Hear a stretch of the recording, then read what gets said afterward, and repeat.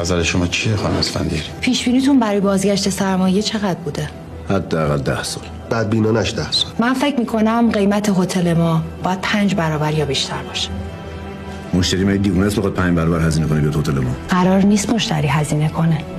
مهمون هلدینگ. میشه خور واقعی تر ببینیم ماجرا رو. اینکه شما نمیبینید دلیل بر این نمیشه که واقعیت نداشته باشه. منظور شما اینه که ما الان قیمت هتل ببریم بالا، هزینه‌ش هم بیفته پای خود هلدینگ؟ جناب محمودی شما تصور کنید قیمت هتل ما شبی 50 میلیونه.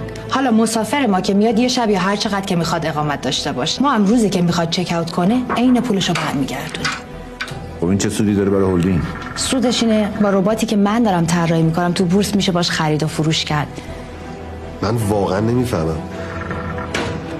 جناب یزدانی سادهش اینه که اقامت و تمام خدماتی که مسافر در هتل ما استفاده میکنه رایگان میشه و هلدینگ ما تا پایان چک اوتش با پولش کار میکنه.